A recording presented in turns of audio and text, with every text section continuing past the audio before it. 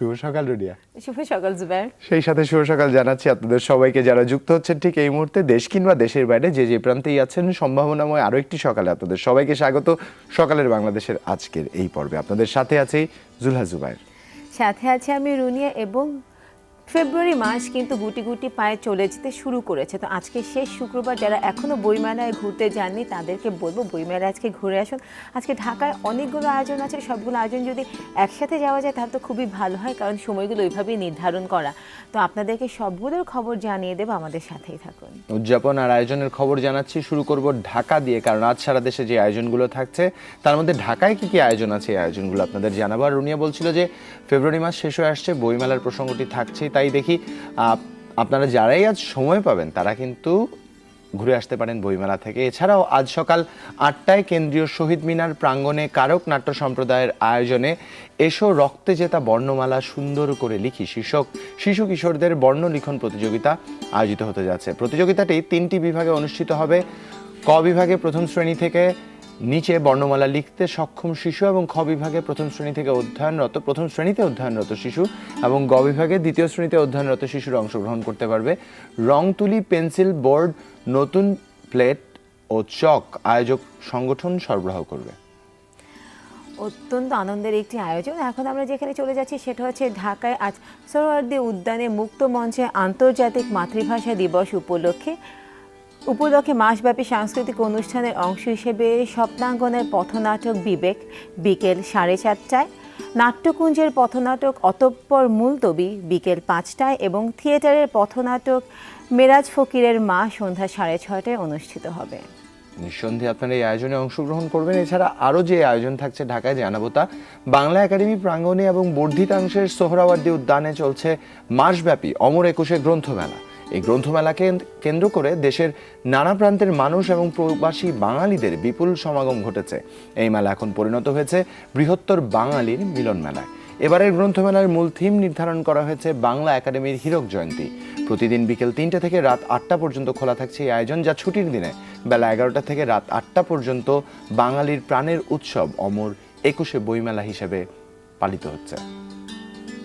ঢাকার আরেকটি আয়োজনের মধ্যে আছে ঢাকা বিশ্ববিদ্যালয়ের ছাত্র শিক্ষক মিলনায়তনে বিশ্ববিদ্যালয়ের চলচ্চিত্র সংসদের উদ্যোগে চলছে 7 দিন ব্যাপী আমার ভাষার চলচ্চিত্র 1422 শীর্ষক চলচ্চিত্র উৎসব।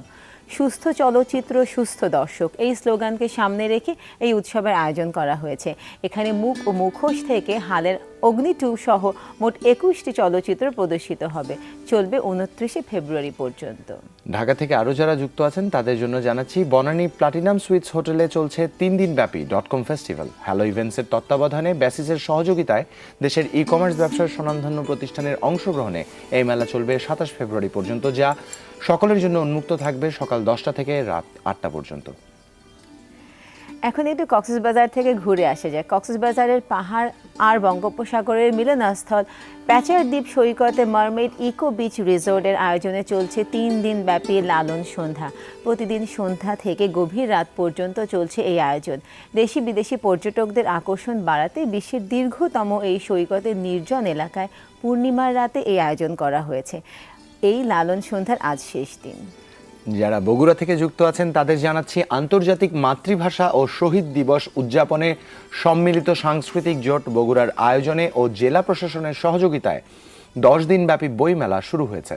10 দিন ব্যাপী বইমেলার আজকের দিনে শিশুদের জন্য ঘোষণা করা হয়েছে শিশু দিবস। বিকেল 3টায় কেন্দ্রীয় শহীদ মিনারে শহীদ খোকন পার্কে গীতিচর্চা সঙ্গীতালয়ের আয়োজনে প্লে, নার্সারি ও প্রথম শ্রেণীর শিশু শিক্ষার্থীদের জন্য থাকছে বর্ণমালা লেখা প্রতিযোগিতা।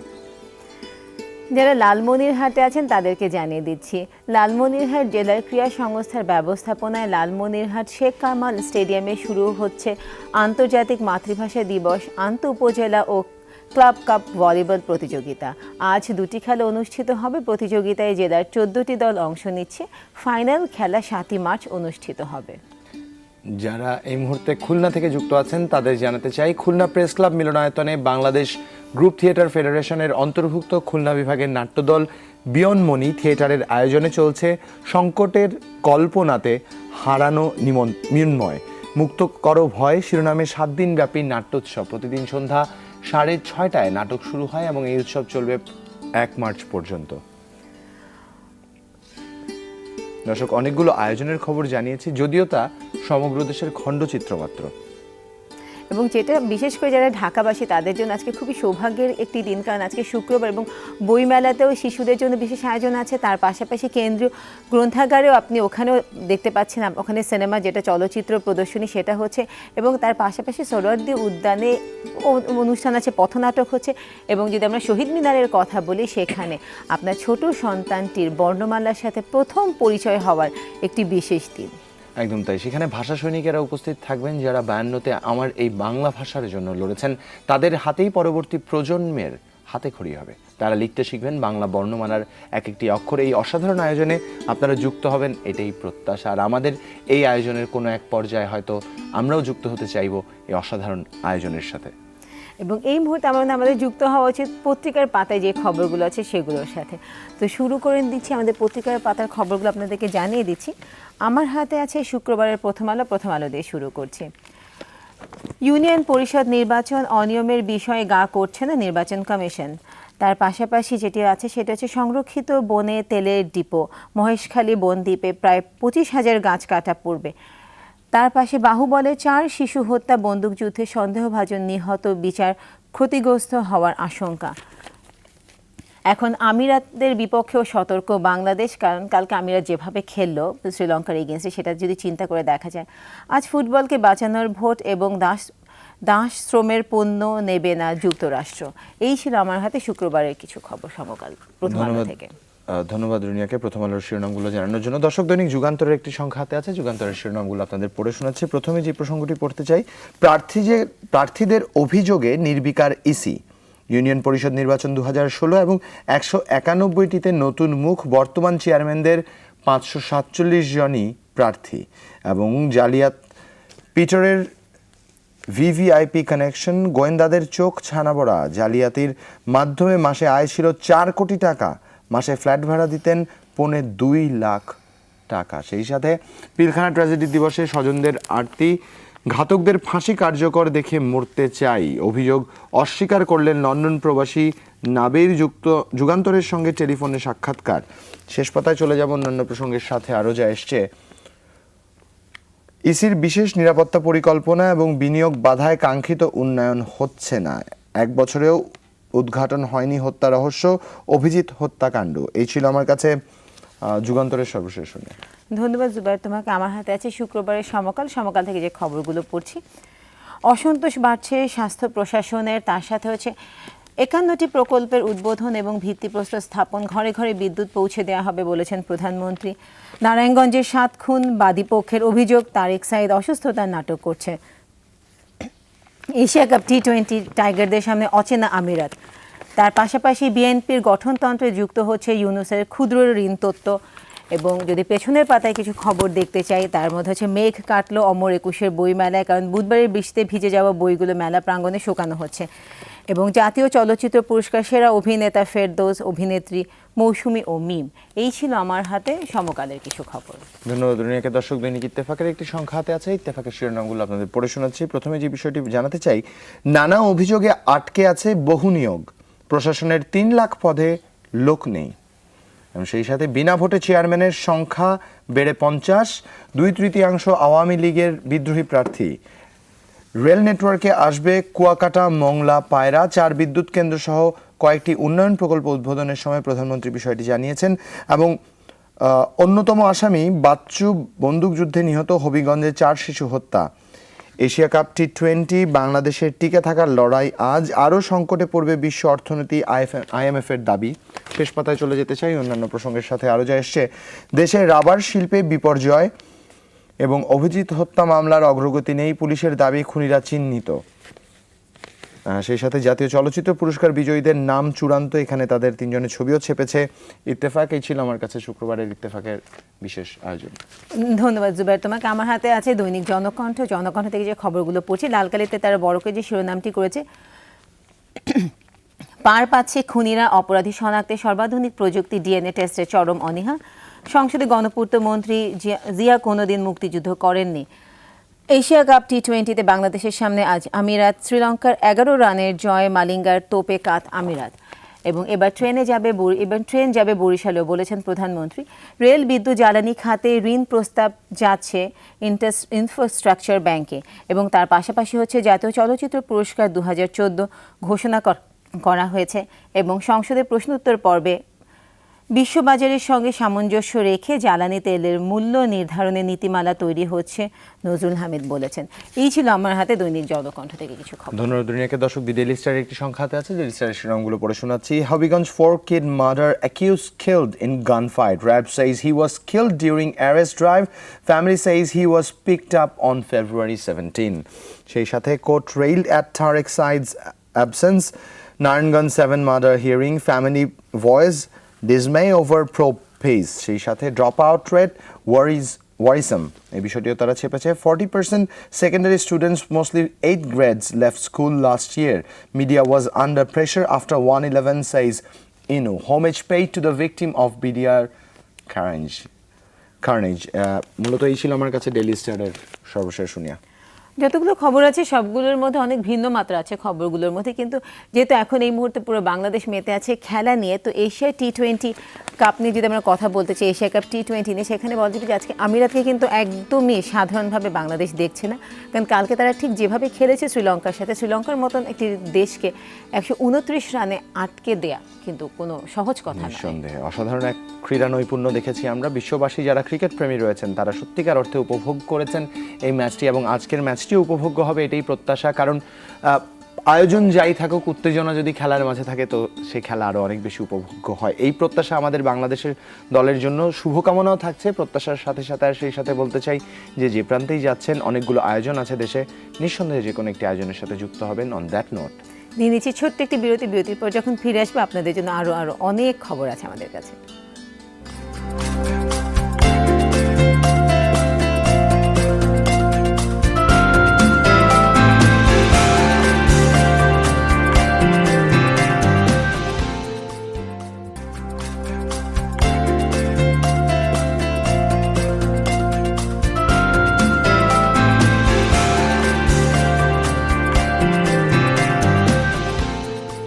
বিরতির পর আরও একবার স্বাগত জানাচ্ছি সকালের বাংলাদেশের এই পর্যায়ে। দেশ কিংবা দেশের বাইরে যে প্রান্ত থেকেই যুক্ত আছেন, জুবাইর সেটে আছি আর আমার সাথে আছে আমি রুনি, এবং আমাদের সাথে যুক্ত হয়ে যেতে পারেন কিন্তু ফেসবুকের মাধ্যমে। ফেসবুকের অ্যাড্রেসটা আপনাদেরকে জানিয়ে দিচ্ছি, www.facebook.com/সকালের বাংলাদেশ।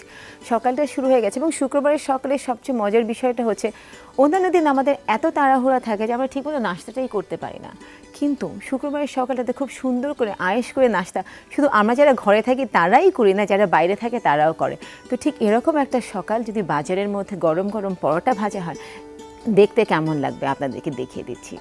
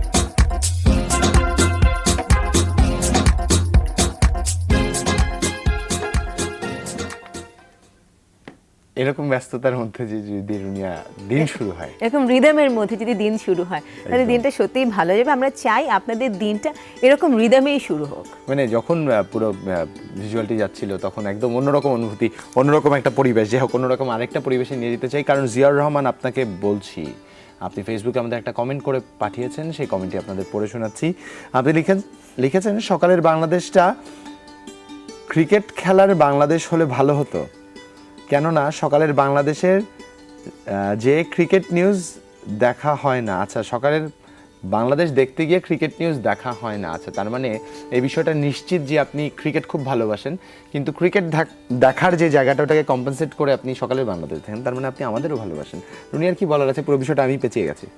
আমার বলার আছে এতটুকু যে আমরা যে যারা সকালের বাংলাদেশে আছি তারাও কিন্তু সবাই ক্রিকেট প্রেম, এবং সামির কথা তো আলাদা করে বলারই না, কারণ সে তো শুধু মাঠে না ঘাটে সব জায়গায় খেলে বেড়াচ্ছে এবং দুর্দান্ত ব্যাটসম্যান, খুবই ভালো খেলে সামি। সামি আজকে বলছে যদি ও খেলতে পারতো ন্যাশনাল টিমে তাহলে তো খুবই ভালো খেলতো। তো তার পাশাপাশি স্পোর্টস আপডেট আমাদের আছে 10:30টার সময়, এবং তার সাথে হচ্ছে যে আমাদের তো নিজেদেরই আমাদের অনেক ক্রিকেটের সম্পর্কে ছোটো ছোটো যেসব জ্ঞান আছে সেটা তো আমরা আপনাদের সাথে শেয়ার করতেই থাকি। তো তাহলে আপনার তো খুব একটা দুঃখ পাওয়ার কথা না যে সকালের বাংলাদেশ দেখতে গিয়ে আপনি ক্রিকেটের ইনফরমেশনগুলো মিস করছেন। না, আমার একটা নিজের ব্যক্তিগত জায়গা থেকে রুনিয়ার কাছে প্রশ্ন আছে, তা হচ্ছে যে হাটে মাঠে ঘাটে খেলে বেড়ায়, এই বিষয়টা না হয় আমি জেনে নিব। তবে তার আগে মোহাম্মদ শহীদুল ইসলাম, আপনি যে কমেন্টটি করেছেন তা পড়ে নিতে চাই। আমার প্রিয় একটা অনুষ্ঠান হচ্ছে সকালের বাংলাদেশ, বাহ, জেনে সত্যি খুব ভালো লাগছে।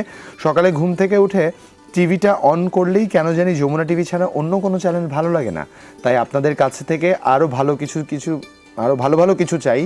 অনেক অনেক ধন্যবাদ জানাই আপনাদের সবাইকে, আর স্পেশাল ধন্যবাদটা জানিয়ে দিবেন সামি ভাইকে, কারণ সে নানা জায়গা ঘুরে ঘুরে নতুন নতুন কিছু দেখায় বা জানার ব্যবস্থা করে দেয়, এই জন্য। আচ্ছা শহীদুল ইসলাম, আপনাকে অনেক অনেক কৃতজ্ঞতা, অনেক অনেক ধন্যবাদ যে আপনি আমাদের সকালে জেগে সকালটা আমাদের সাথে শুরু হয়, আমরা সেই সৌভাগ্যটা আমাদের হয়েছে যে অনেকের সাথে দিন শুরু করার। আর সামির ব্যাপারে কি বলার আছে রুনিয়া? সামির ব্যাপারে এখন যে প্রশ্নটা আমি যে আগে যে কথাটা বলেছি সেটার উত্তরটা এখন দিচ্ছি। হাটে মাঠে এবং ঘাটে, হাট যে কোনো বাজারের হাটেও চলে যায়, এবং ঘাট হচ্ছে ওকে তো আমরা মাঝে মাঝে দেখি বিভিন্ন এই ঘাটে ওখানে মাছ কিনতে চলে যাচ্ছে, এবং মাঠে তো তাকে দেখাই যায় ব্যাট বল সহ, কিন্তু সবচেয়ে বড় কথা হচ্ছে সামির মনে সবসময় ক্রিকেটকে সে ধারণ করে। তো সেই জন্য সামিকে আমি বলে দিয়েছি যে হাটে মাঠে ঘাটেই সে ক্রিকেট খেলে বেড়ায়। আচ্ছা, হাটে মাঠে ঘাটে ক্রিকেট খেলে বেড়াবে। যাই হোক দর্শক, যারাই শুনছেন facebook.com/সকালের বাংলাদেশে মনের কথাগুলো লিখে জানাতে পারেন, যেভাবে আরও জানিয়েছেন পিয়ারুল আলম। আপনি লিখছেন, এই প্রথমবারের মতো আপনাদের অনুষ্ঠান দেখছি, ভালো লাগলো। আচ্ছা, ভালো লাগলো, 1 চিমটি লবণ সাথে রাখবেন, যদি কখনো ভালো না লাগে তাহলে 1 চিমটি লবণ মিশিয়ে দিলে আসলে নিঃসন্দেহে স্বাদ ভালো লাগবে। যাই হোক, পরবর্তীতে আহসান হাবিব, আপনার কমেন্টটি পড়ছি। শুভ সকাল ভাই আপু, আপনাদের জানাই সকালের শুভেচ্ছা। আজ আমার ভাতিজি জেরিনের জন্মদিন, তার জন্য আপনাদের দোয়া কামনা করছি। আচ্ছা, আপনার জেরিনের জন্মদিন, জেরিনের জন্য দোয়া চাচ্ছেন, আমাদের পক্ষ থেকে জন্মদিনের অনেক অনেক শুভেচ্ছা রইল, অনেক অনেক শুভকামনা আমার পক্ষ থেকে। আহসান হাবিব, আপনার ভাতিজি জেরিনের জন্য আমাদের পক্ষ থেকে জন্মদিন অনেক অনেক শুভ কামনা রইল, এবং আপনার নামের সাথে জাস্ট জানতে চাই আপনার কি লেখালেখি করার অভ্যেস আছে? বইমেলায় কি গিয়েছেন? বই কিছু কেনা হয়েছে? যদি না হয়ে থাকে আজকে ভাতিজিকে নিয়ে চলে যান বইমেলায়। সত্যি নামের সার্থকতার কিছুটা তো মান রাখতে হবে। facebook.com/সকালের বাংলাদেশ, SHOKALER, তারপর বাংলাদেশ, যেভাবে আমরা লিখে থাকি সাধারণত। মনের কথাগুলো লিখে আমাদের জানান। জন্মদিনের উপলক্ষগুলো পড়ছিলাম, আহসান হাবিবার সকাল থেকে রুনিয়া সামি করছিল, তাই বলেই দিতে হয় আজ কিন্তু আমাদের সেই প্রিয় মানুষটি, তার মানে আমাদের সামির জন্মদিন। সামিকে জন্মদিনের অনেক অনেক অনেক অনেক শুভেচ্ছা। এরকম আরও অনেক বছর সামির মতোই থাকবে, সামির মতো প্রাণবন্ত থাকবে, সামির মতো উচ্ছ্বসিত থাকবে, এটাই প্রত্যাশা। আর সামির বাবা মা নিঃসন্দেহে বসে আমাদের দেখছেন, তার বাবা মাকে বলতে চাই, সত্যিকার অর্থে আঙ্কেল আন্টি এরকম গুণী একটা ছেলে আমাদের উপহার দেওয়ার জন্য অনেক অনেক ধন্যবাদ। এবং মানে সামির ক্ষেত্রে শুধু বলে শেষ করা যাবে না, এত অল্প বয়স, এবং ও সবসময় ওর কথার মাধুর্যতে সবাইকে সবসময় মুগ্ধ করে থাকে, এবং তার থেকে বড় কথা ওর স্মরণশক্তি অসাধারণ। একবার কোনো কিছু দেখলে এবং পড়লে চটজলদি মনে করে ফেলতে পারে, আমাদের তো পাতা পাতা মুখস্থ করতে হয়। বুঝতে হবে ভাইটা কারা। যাই হোক, এই প্রসঙ্গে না যাই, পজিটিভ অনেকগুলো কথা রুনিয়া বলছিল, সেই পজিটিভ কথার ধারাবাহিকতায় বলতে চাই, জীবনে যারা থমকে গেছেন, জীবনে যারা চিন্তা করে নিয়েছেন যে জীবনে চলার পথে হয়তো আর কোনো আশারই বাকি নেই, তারা বারবার থমকে দাঁড়ান, থমকে থেকে নিজেদের ফিরে আসা দিনগুলোর দিকে তাকিয়ে একবার অনুপ্রেরণা নেওয়ার চেষ্টা করেন। যদিও তার মাঝে হয়তো অনেক বেশি অনুপ্রেরণার কিছু থাকে না, তবে আমাদের পরিবেশে, আমাদের প্রকৃতির মাঝে প্রকৃতি বারবার এমন অনেক উদাহরণ আমাদের সামনে নিয়ে আসে, যেগুলো হয়তো আমাদের আগামী দিনের পথ চলার পাথেয় হিসেবে থাকতে পারে। তারই একটি।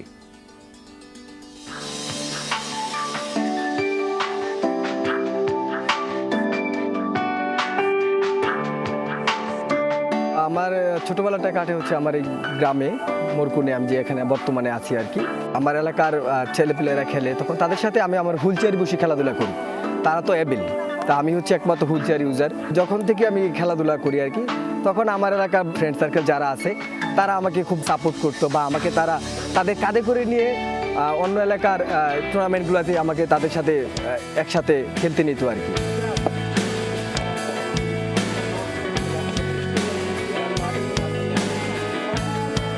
2011 থেকে আমি একটা ফেসবুক আইডি করি। তো আমার একটা খেলার একটা ছবি, আমি হুইলচেয়ারে বসে ক্রিকেট খেলতেছি, আমার একটা ছবি আমি ফেসবুকে পোস্ট করি আর কি। তো একটা সময় হচ্ছে আমাকে প্রায় 10-15 দিন পরে আমার ফেসবুকে একটা নক আসে, ইন্ডিয়ার এক ভদ্রলোক আমাকে বলতেছে যে তুমি কি ক্রিকেট খেলো? আমি জি আমি ক্রিকেট খেলি। তো বলতেছে যে তোমার দেশে কি ফিজিক্যালি ডিসেবল কোনো ক্রিকেট টিম আছে? আমি বললাম যে না, নেই। তো আমাকে বললো যে তাহলে তুমি দেখো তোমার দেশে একটা ফিজিক্যালি ডিসেবল ক্রিকেট টিম তুমি অর্গানাইজ করতে পারো কিনা। বাংলাদেশে যে প্রতিবন্ধী সেক্টরগুলোতে যারা কাজ করে তাদের সাথে যোগাযোগ করি যে আমাদের মতো যারা হ্যান্ডিক্যাপ পার্সন আছে তাদেরকে নিয়ে আমি একটা ফিজিক্যালি ডিসেবল ক্রিকেট টিম করতে যাচ্ছি। সিআরপি আমাদের মতো ফিজিক্যালি ডিসেবল দিনে কাজ করে, তো ওদের সাথে আমি বিষয়টা শেয়ার করলাম। তো ওরা বললো যে ঠিক আছে, তাহলে তোমার যার সাথে যোগাযোগটা ওদের আসতে বলো বাংলাদেশে। তো এটা সম্ভবত 2012 ফেব্রুয়ারিতে ওই দুজন লোক আসে বাংলাদেশে। ওরা আমন্ত্রণ করে যে আমরা আপনাদের দেশে আইসা 3টা ম্যাচ খেলবো, 3টা টি20 ম্যাচ খেলবো। সিআরপি রাজি হয়। তো দেন হচ্ছে ওরা 2013 মার্চের 16 তারিখে বাংলাদেশে আসে ইন্ডিয়ার টিমটা। তো আসার পরে আমরা হচ্ছে 3টা টি20 ম্যাচ খেলি। তো 3টা টি20 ম্যাচ খেলে আমরা প্রথম ম্যাচটা সিআরপিতে বিকেএসপি গ্রাউন্ডে আমরা ওই ম্যাচটা জিতি আর কি ইন্ডিয়ার সাথে। পরবর্তী 2টা ম্যাচ আমরা হচ্ছে 2-1 সাবা রেডিও কলোনি মাঠে হেরে যায় আর কি ইন্ডিয়ার সাথে। তো ইন্ডিয়া 2-1 সিরিজ জিতে যায়। এরপর আমরা টিমটা দাঁড় করাই। টিম গঠন করার পর 2014 জুনে আমরা ইন্ডিয়াতে যাই 3টা টি20 ম্যাচ খেলার জন্য আর কি। আমরা ওইখানে 2-1 ইন্ডিয়া ডিসেবল ক্রিকেট টিমের সাথে সিরিজ জিতি আর কি।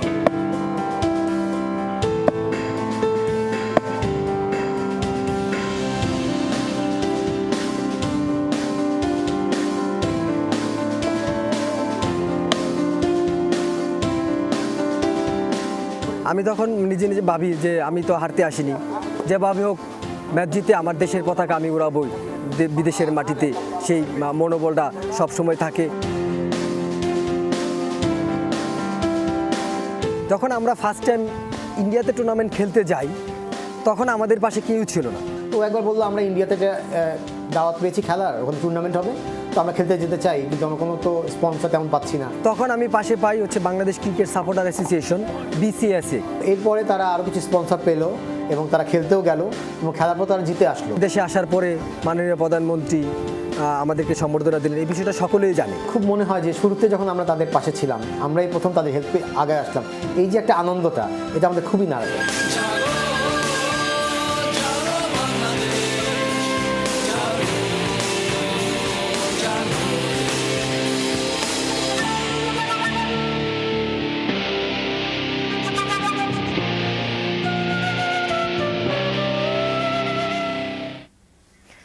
জাগো জাগো বাংলাদেশ, কারো একজন আত্মবিশ্বাস এখন সবার স্বপ্নে পরিণত হয়েছে।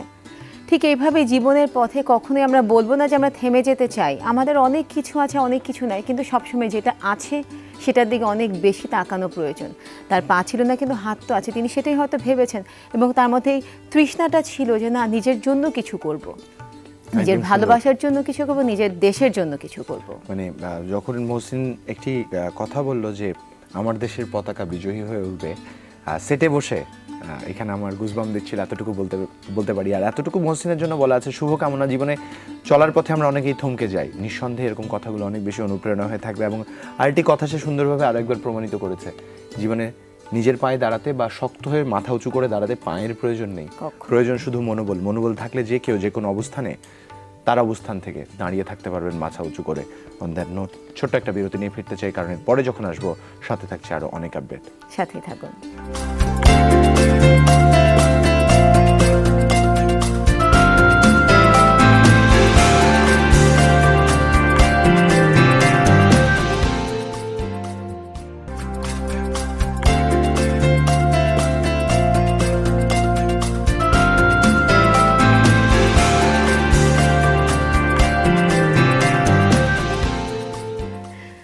বিরতির পর সকালের বাংলাদেশ আপনাদেরকে সবাইকে স্বাগত। ঘুম থেকে উঠে গেছেন, আশা করি উঠে গেছেন এবং আশা করি আমাদের সাথে যুক্ত হয়ে যাচ্ছেন, কারণ ঘড়ির কাঁটা কিন্তু অনেকটা এগিয়ে গেছে, অনেকটা দিন কিন্তু অনেকটা সকাল কিন্তু পার হয়ে গেছে এবং আজকে শুক্রবারটা কিন্তু একদমই অন্যরকম, কারণ ঢাকার প্রাণকেন্দ্রে শহীদ মিনার চত্বর এবং যদি সোহরাওয়ার্দী উদ্যান বলি এবং আমাদের যদি টিএসসি বলি, সব কিছু ওখানে কিন্তু অনেকগুলো অনুষ্ঠান হচ্ছে। তো সবগুলো অনুষ্ঠান ঘুরে আসতে পারেন, কিন্তু এই মুহূর্তে আপনাদেরকে ঘুরাতে নিয়ে যাচ্ছে আমাদের নিউজ স্টুডিওতে, যেখানে আছেন আমাদের সহকর্মী তানভীর আহমেদ ইমন। জানিয়ে দেবেন নিউজের হেডলাইন্সগুলো। শুভ সকাল তানভীর। শুভ সকাল তানভীর। জুবাইর শুভ সকাল, রুনিয়া শুভ সকাল। আপনাকে দর্শক শুভেচ্ছা, আমন্ত্রণ জানাচ্ছি যমুনার আজকের হেডলাইন নিউজে। গাজীপুরের কদ্দায় ওশান গার্মেন্টসে ডাকাতি করে পালানোর সময় 4 জন গুলিবিদ্ধ হয়েছে। এ বিষয়ে বিস্তারিত জানতে কথা বলছি সহকর্মী মহিনুদ্দিন রিপনের সাথে। তিনি আছে জেলা সদর হাসপাতাল। রিপন, গুলিবিদ্ধ যারা হয়েছেন তাদের অবস্থা এখন কেমন এবং তাদের পরিচয় সম্বন্ধে কোনো কিছু জানা গেছে কিনা?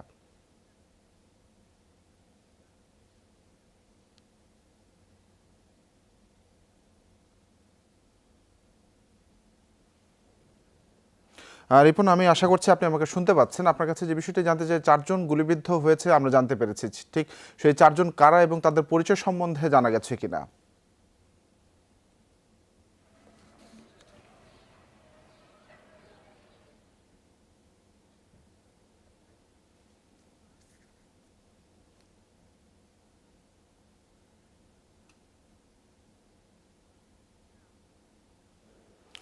দর্শক, মহিনুদ্দিন রিপনের সাথে আমরা যোগাযোগের চেষ্টা করছি। গাজীপুরের কদ্দায় ওশান গার্মেন্টসে ডাকাতি করে পালানোর সময় 4 জন গুলিবিদ্ধ হয়েছে। এ বিষয়ে আমরা একটু বিস্তারিত জানার চেষ্টা করবো আবারও মহিনুদ্দিন রিপনের কাছ থেকে। তিনি জেলা সদর হাসপাতাল থেকে আমাদের সঙ্গে যুক্ত হচ্ছেন। রিপন, গুলিবিদ্ধ ডাকাতদের অবস্থা আপনি কেমন দেখছেন এবং 4 জন আহত হয়েছে, তাদের পরিচয় সম্বন্ধে কোনো কিছু জানতে পেরেছেন কিনা?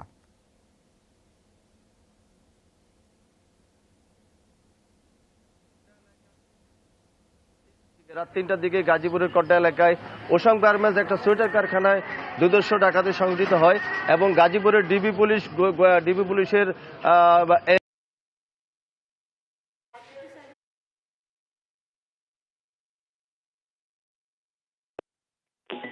যমুনা টেলিভিশন জানাল প্রতিদিনের দর্শক, সহকর্মী মহিনুদ্দিন রিপন আমাদের সঙ্গে গাজীপুর থেকে জানানোর চেষ্টা করছিলেন। আমরা যান্ত্রিক ত্রুটির কারণে তাকে খুব ভালো করে শুনতে পাইনি। আমরা পরবর্তীতে আবারও চেষ্টা করব তার সঙ্গে যোগাযোগ করার। চলে আছি পরের সংবাদটিতে। প্রধানমন্ত্রী শেখ হাসিনা বলেছেন, চলতি বছর বিদ্যুৎ উৎপাদনের লক্ষ্যমাত্রা 16,000 মেগাওয়াট, আর 2041 সালের মধ্যে হবে 60,000 মেগাওয়াট। গতকাল গণভবনে ভিডিও কনফারেন্সের মাধ্যমে 11 জেলায় মোট 51টি প্রকল্পের উদ্বোধন করেন প্রধানমন্ত্রী। এর মধ্যে গাজীপুর, ব্রাহ্মণবাড়িয়া, কুমিল্লা ও চট্টগ্রামে 4টি বিদ্যুৎ কেন্দ্র রয়েছে।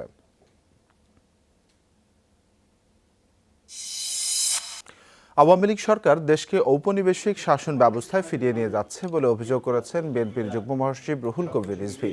গতকাল নয়াপল্টনে এক সংবাদ সম্মেলনে তিনি বলেন, একদলীয় শাসন ব্যবস্থা চিরস্থায়ী করতে সরকার দলীয় প্রতীকে ইউপি নির্বাচন করতে যাচ্ছে।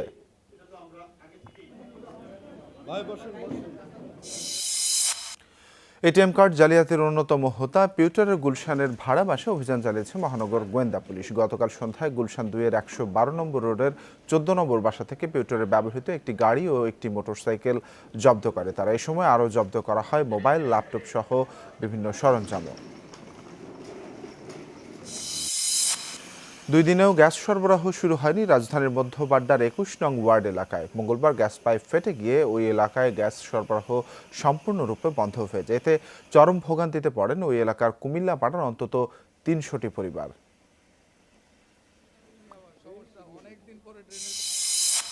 এশিয়া কাপের দ্বিতীয় ম্যাচে আরব আমিরাতের বিপক্ষে মাঠে নামবে বাংলাদেশ। প্রথম ম্যাচের হতাশা ছাপিয়ে জয়ের পথে ফিরতে চান অধিনায়ক মাশরাফি বিন মুর্তজা। মিরপুরে ম্যাচটি শুরু হবে সন্ধ্যা 7:30টায়। ভারতের সাথে ম্যাচের ভুল ত্রুটির পুনরাবৃত্তি করতে চান না বাংলাদেশের অধিনায়ক। তবে ফরম্যাটটা টি20 বলেই সহজ প্রতিপক্ষ নিয়েও সতর্ক পুরো দল।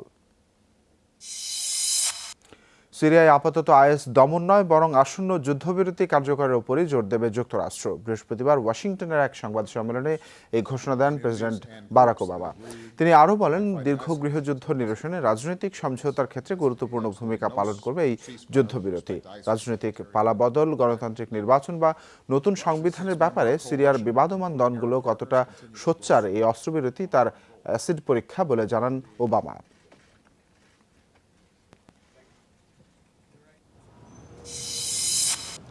উত্তর কোরিয়ার উপর কঠোর নিষেধাজ্ঞা আরোপে জাতিসংঘের কাছে যৌথভাবে খসড়া প্রস্তাব দিয়েছে যুক্তরাষ্ট্র ও চীন। শনিবার সদস্য রাষ্ট্রগুলো এর পক্ষে বিপক্ষে ভোট দেবে। প্রস্তাব অনুযায়ী প্রথমবারের মতো দেশটিতে প্রবেশ করা এবং বাণিজ্যিক উদ্দেশ্য বের হওয়ার প্রতিটি মালপত্র যাচাই করে দেখা হবে।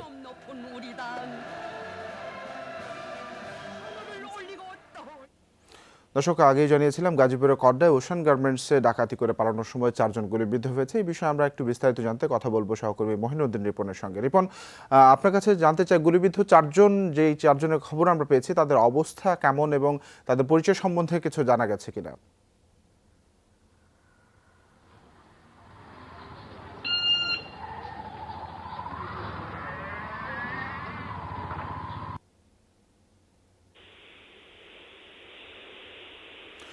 দর্শক, আমরা মাহিনুদ্দিন রিপনের সঙ্গে যোগাযোগের চেষ্টা করছিলাম। আমরা পরবর্তীতে আবারও চেষ্টা করব। আমরা এই মুহূর্তে চলে যাচ্ছি সকালের বাংলাদেশে জুবাইর এবং রুনিয়ার কাছে। ধন্যবাদ তানভীর, আমাদেরকে নিউজের হেডলাইন্সগুলো জানিয়ে দেওয়ার জন্য এবং তার পাশাপাশি আমাদের নিউজ পরিবারকে শুভ সকাল। একদমই তাই, সবাইকে শুভ সকাল। খুব অপেক্ষা করছিলাম যে আমিও আপডেটগুলো জানতে চাই, কারণ আমরা যমুনা টেলিভিশনে এই জিনিসটা নিশ্চিত করি যে সর্বশেষ আপডেট সবার আগে। তাই যুক্ত হওয়ার চেষ্টা করছিলাম, আপডেট জানানোর চেষ্টা করছিলাম। আর এই মুহূর্তে যে বার্থডে বয়ের কথা বলছিলাম, সেই বার্থডে বয়ের সাথে যুক্ত হব। তবে তার আগে যেই কারণ নিয়ে যুক্ত হব, সেই কারণটি আর একবার মনে করিয়ে দিতে চাই। আমরা বলছিলাম কেন্দ্রীয় শহীদ মিনারে, শহীদ বেদিতে প্রতি বছর 21 ফেব্রুয়ারির পরের শুক্রবার একটা বিশেষ আয়োজনের ব্যবস্থা থাকে। তা হচ্ছে কারক নাট্যগোষ্ঠীর আয়োজনে একটা বিশেষ আয়োজন থাকে। সেই আয়োজন থেকে আপনাদের ঘুরিয়ে আনবো, আয়োজনে আপনাদের যুক্ত করব। তবে তার আগে বলতে চাচ্ছি, আজকে যারা স্বাধীনের জন্য প্ল্যান করে ফেলছেন, বাসা থেকে বের হবেন, ঠান্ডা গরমের মধ্যে কিন্তু হতে পারে ডিহাইড্রেটেড হতে পারে বডি। তো তখন যেটা করা যায়, আশেপাশে যদি ডাব থাকে, কোনো জুস না কিনে ডাব খেতে পারেন। কেন ডাব খাওয়ার কথা বলছি? কারণ ডাবের অনেক গুণাগুণ আছে, সেই গুণাগুণগুলো এই মুহূর্তে জানিয়ে দিচ্ছি।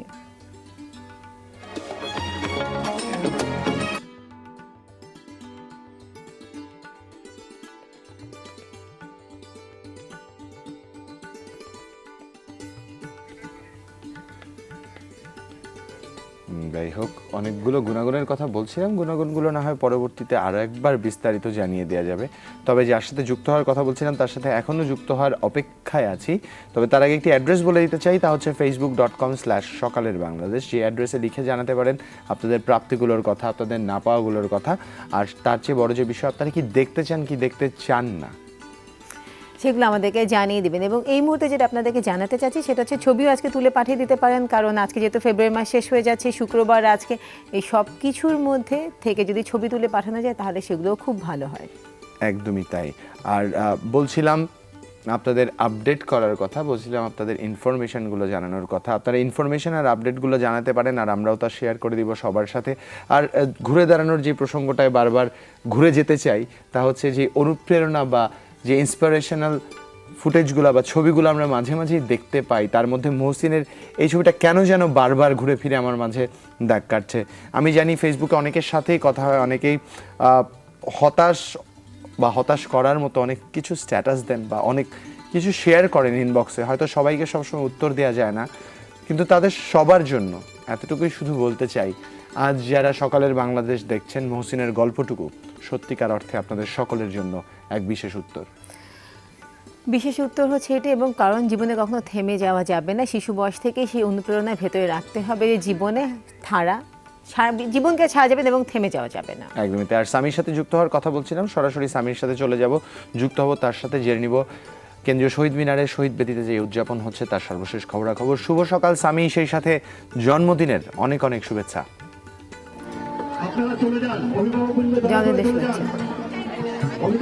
শুভ সকাল জুবাইর, শুভ সকাল রুনে, এবং সেই সঙ্গে শুভ সকাল জানাচ্ছে এই মুহূর্তে সকালে বাংলাদেশের সঙ্গে যারা যুক্ত রয়েছেন প্রত্যেককে।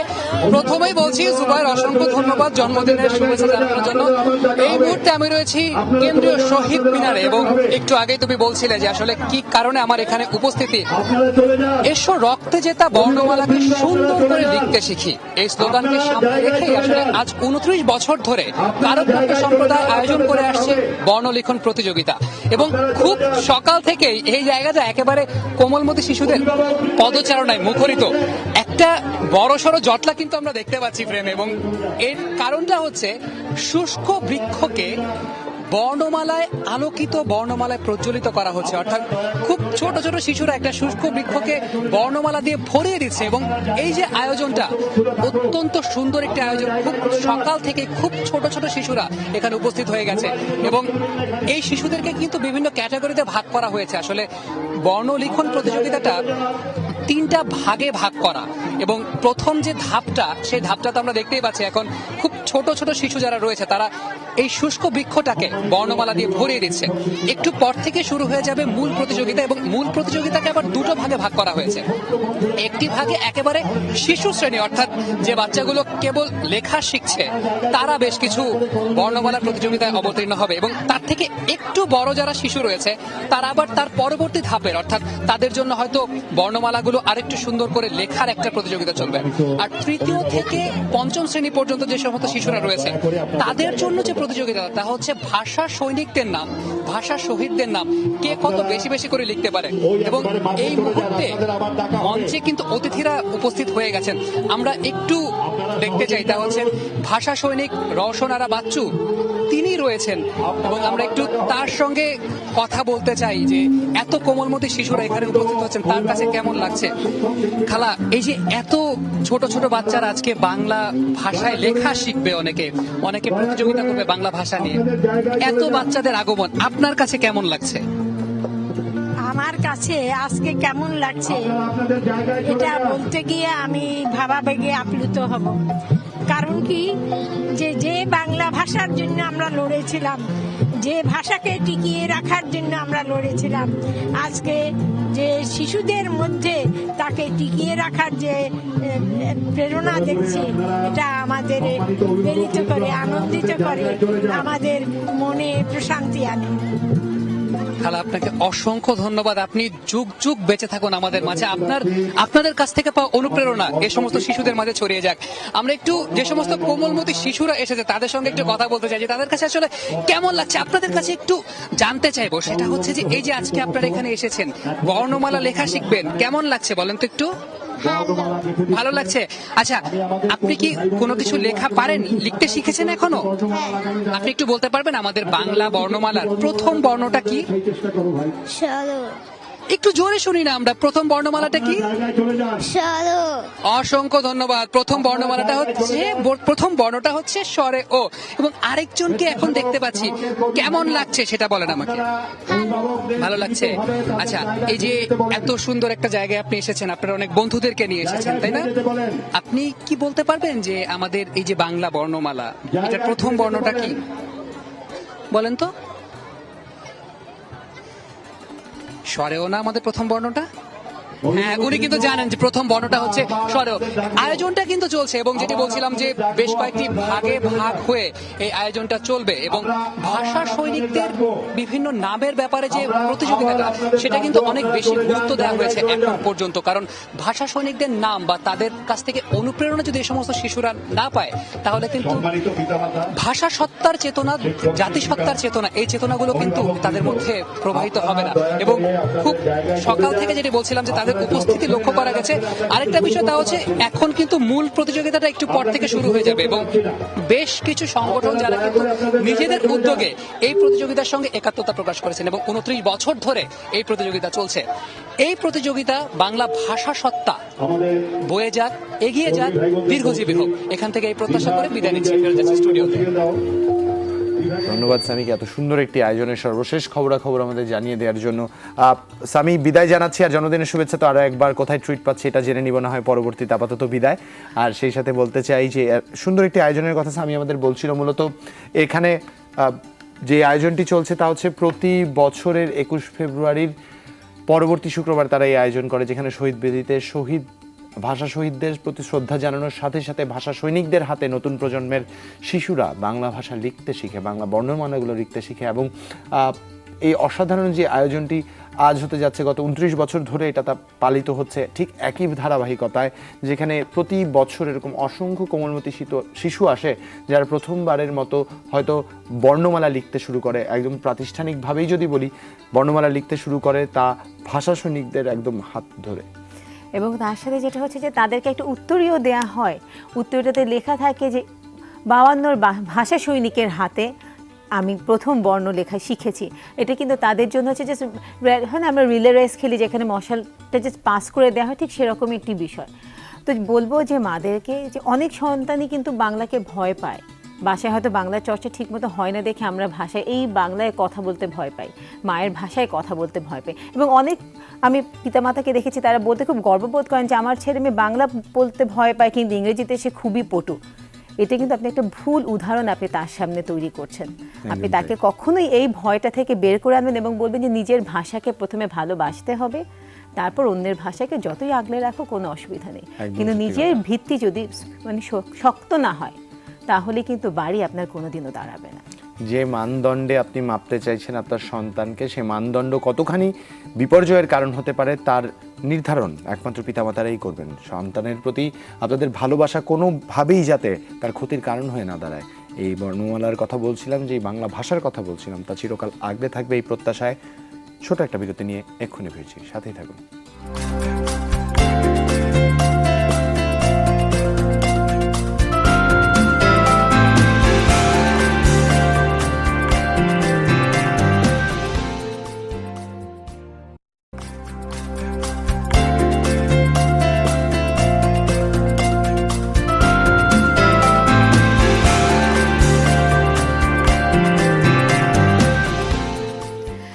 বিরতির পর সকলের বাংলাদেশ আপনাদের সবাইকে স্বাগত। আপনাদেরকে বারবার বলি ছবি পাঠান, কারণ আপনাদের চোখ দিয়ে দেখা বাংলাদেশকে আমরা দেখতে চাই। বাংলাদেশের আনাচে কানাচে, জেলা, উপজেলা, গ্রাম, শহর যেখানেই আছেন সেখানকার ছবি দেখতে চাই। শুধু শহর কিন্তু শুধু ঢাকার ছবি তো দেখলে হবে না, শুধু রাঙ্গামাটি বা দিনাজপুরের ছবি দেখলে তো হবে না, গ্রামের ছবি দেখতে চাই এবং দিনের সকালে শুধু না, দিনের যে কোনো সময়ের ছবি দেখতে চাই। ছবি পাঠানোর নিয়মাবলী বলে দিব, কিন্তু তার আগে যিনি ছবি পাঠিয়েছেন তার কথাটা জানিয়ে দিই। জলিন চাকমা শিরোনাম দিয়েছেন কুয়াশার সকাল, রাঙামাটি থেকে। ছবিটাকে দেখে নিন।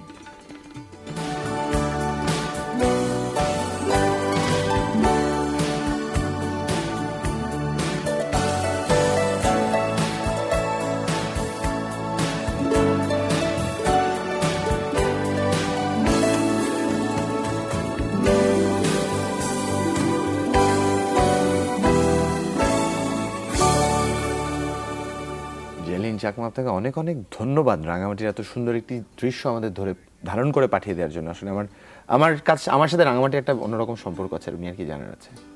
আমার জানার আছে এবং আমি বলছিলাম যে ছবিটা সত্যিই কুয়াশার সকাল, কারণ কুয়াশার জন্য সূর্যের আলোটা দেখা যাচ্ছিল না, ছবিতে রং দেখা যাচ্ছিল না, একদমই যেরকম সকালে আপনি পেয়েছেন ঠিক সেরকম আনএডিটেড ছবি পাঠিয়েছেন।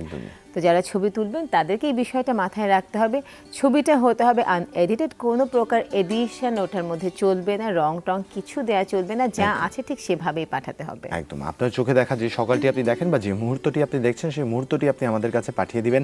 আর সত্যিকার অর্থে বলতে রুনিয়া, শীতের সকাল তো রাঙামাটিতে ঠিক এরকম কুয়াশা কুয়াশা হয়, সেই ছাড়াও অন্যান্য দিনের সকালেও কিন্তু একটু কুয়াশাচ্ছন্ন থাকে, কারণ পাহাড় ঘেরা যে নগরী, তার জলবায়ুর যে পরিস্থিতির কথা আমরা জানি। সত্যিকার অর্থে রাঙামাটির এই ফ্রেশ দৃশ্যটা যারাই দেখতে চান, আসলে ছবি দেখানোর উদ্দেশ্য কিন্তু আরও একটি, তা হচ্ছে এই সুন্দর জায়গা থেকে ঘুরে আসতে পারেন, কারণ অসাধারণ এই জায়গাটি অনেকগুলো সারপ্রাইজ নিয়ে আপনাদের জন্য অপেক্ষা করছে। তার মধ্যে একটি হচ্ছে সবুজের মহাসমারোহ। যেদিকেই তাকাবেন ভিন্ন ভিন্ন রকমের সবুজ আপনাদের জন্য অপেক্ষা করবে। এরকম যারা বিভিন্ন প্রান্ত থেকে ছবি তুলে আমাদের পাঠাচ্ছেন তাদের ধন্যবাদ, কারণ আপনারা আমাদের ঘুরতে যাওয়ার আরও নতুন নতুন কিছু জায়গাও দেখিয়ে দিচ্ছেন। এবং তাদেরকে ধন্যবাদ এই কারণে দিতে চাচ্ছি, কারণ মাসেরা বিজয়ী হয়ে দিনে আমাদের এখানে আসবেন, সেই বিজয়ের জন্য অনেকগুলো পুরস্কার নিয়ে আমরা অপেক্ষা করব। তিনি যা যা পাচ্ছেন সেটা হচ্ছে হোটেল সিগালের পক্ষ থেকে 2 রাত 3 দিন, এবং তার পাশাপাশি যমুনা টিভির পক্ষ থেকে থাকছে অনেকগুলো চকলেট এবং আমাদের সাথে বসে আপনার অভিজ্ঞতা শেয়ার করার একটি সুযোগ। সকালের বাংলাদেশে এসে আপনি যুক্ত হবেন, আপনার সাথে একটা দিন পুরোটা কাটাবো, আমরা গল্প করবো, আড্ডা দেবো, আপনার অভিজ্ঞতার কথাগুলো জানবো, আর সেই সাথে জানাবো আমাদের ভালো লাগার কথাগুলো, যা আপনাদের প্রতিদিনই আমাদের জানানোর আহ্বান জানাই এবং আপনাদের জানানোর জন্য আপনাদের সাথে যুক্ত থাকতে চাই। আজকে সময় হয়ে গেছে বিদায় নেওয়ার, তবে বিদায় নেওয়ার আগে বলে দিতে চাই আজ সারাদিন আপনাদের জন্য আমাদের যে আয়োজনগুলো থাকছে তার খবরাখবর। 6:30 আপনারা দেখতে পাবেন সেকেন্ড জেএফপি, যেখানে আবারও জুবাইরকে দেখা যাবে। এছাড়া রাত 8:30 দেখবেন আপনাদের প্রিয় তারকাদের খবরাখবর নিয়ে আমাদের আয়োজন লাক্স শোবিজ টুনাইট। রাত 9:20 দেখতে পাবেন 360 ডিগ্রি। এছাড়া রাত 11টায় দেখবেন মিউজিক্যাল শো ছুটির রাতে লাইভ। এছাড়া প্রতি ঘন্টার আমাদের নিউজের সর্বশেষ আপডেট রয়েছে আপনাদের জন্য। এই সবগুলো আপডেট দেখতে, সবগুলো আপডেট পেতে সাথে থাকতে হবে, কারণ আমরা সামনে থেকে সামনে রাখবার কথা বলি। আজ যখন বিদায় নিব, বিদায় নেওয়ার সময় যেহেতু হয়েই আসছে 8:30 আপনাদের সংবাদ সারা দেশ দেখার আমন্ত্রণ জানিয়ে বিদায় নিব। আর বিদায় নেওয়ার আগে যে যেখানেই থাকেন ভালো থাকবেন, সুস্থ থাকবেন, সুন্দর থাকবেন, এটা প্রত্যাশা। এর সাথে আরও একটি প্রত্যাশা আছে, আর তা হলো হাসতে থাকুন। শুভ শুভ সকাল। সকাল।